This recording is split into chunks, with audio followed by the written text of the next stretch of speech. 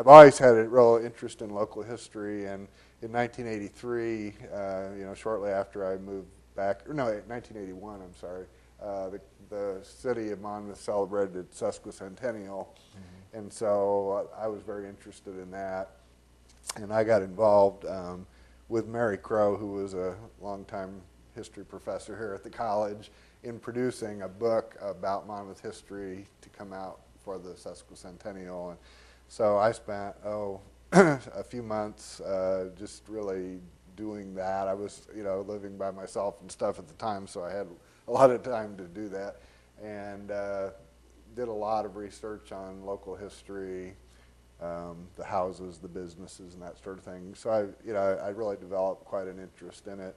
And at the same time, when I worked at the newspaper, I got to know Ralph Eckley really well, who was a longtime Monmouth historian. And so I heard all his stories, and those were just amazing and fascinating, because he knew a lot of the people who made Monmouth back in the day. He was in his 80s at the time. And so, and then when he died later, I sort of acquired some of his papers and files and photos and things like that. So anyway, to make a long story short, I really became sort of maybe Ralph's successor in a way in Monmouth. People would call me if they needed to find out the history of a business or something like that, and then I'd be asked to speak at a lot of Rotaries and Lions Club and things. So I did a lot of that then, but I was working in Galesburg at the time. So then when I came to work at Monmouth College, my interest in local history kind of expanded to Monmouth College. Sue Huseman was the president, and she was really interested in reviving a lot of the traditions. So she asked me to, at the beginning of every year, to have a convocation for the new students to kind of indoctrinate them with all the college traditions. And so, I put together kind of over time, a presentation about some of the neat things that students used to do and why certain things on campus are a certain way and that sort of thing. And that got to be a fairly standard thing, almost part of the curriculum. This is the first thing before the freshmen walk out that they are exposed to at Monmouth, learning about the history. So that was a lot of fun, and I also, learned, just doing research on different things that would come up at the college, meeting alumni, which I came into contact quite a bit in my current position, and hearing their stories. And then I sort of became, because we have an archivist, but she's also a professor, so there's not a whole lot of time for her to do a lot of the archival things. So people are always sending photos and calling and wanting to know about their ancestors who went to Monmouth. So it's just been sort of this constant learning about the college and and its connection to the town.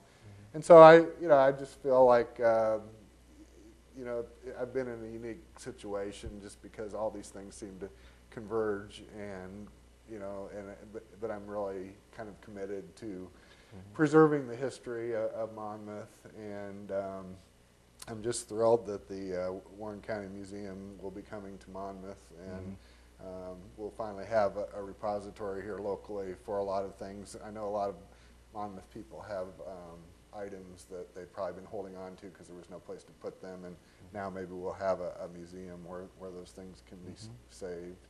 And I might note that I'm also pretty committed to the preservation of Monmouth. I was left Monmouth College and went to Northwestern to get an MFA degree in theater design. Came back to Monmouth, basically bought a house without a job. My wife and I came back for our father's funeral and saw this great house right on Broadway, a block from the college, and said, this is the house. And so for 2 years we commuted every weekend, worked up in Chicago, commuted, restored the house, and started learning a lot of the history of the house, which is pretty interesting. It was built in 1882 by a guy named John B. Sofield, who was formerly a postmaster of Kirkwood, Illinois, just west of town, and later came to Monmouth to become a businessman, owned a hardware shop with a Schuessler I believe that was his name, Mm-hmm. where later Wirt's Bookstore was took over, and now the National or the Midwest Bank is. But anyway, he was a fairly prominent man. Built this beautiful house using some of the trades of the tin work that he was working with. He displayed on the house, on the roof, and things like that. He didn't live in there very long, but he sold it, the house, and it ended up in the possession of a Chancey Hardin, who was a very influential Monmouth businessman, one of the railroad pioneers, I guess, yeah, barons. So the house has an interesting history, and working towards maybe getting it on an historic register. I haven't done it yet. I've been there 20 years, but I haven't gotten to that yet. But that might be the key to getting it listed because of his ties to the railroad. But anyway, after he and his wife passed on, the house became the property of some sisters, a group of a mother and sisters, and they lived in that house for about 60 years with really no children, so it was in really immaculate condition. It hadn't been disturbed at all without kids or pets or anything like that. So it's a pretty amazing thing. Anyway, some of their friends were very closely tied to Monmouth College. The mother, one of them, taught Latin at the college, and some of the nieces that eventually, there was only one marriage, I guess, in the family. One of them became one of the heads of the Crimson Mask Theater here, so there was kind of a tie. And after that, the house fell into disrepair and became an apartment building with about 15 apartments or something. So my wife and I were able to get it started restoring it.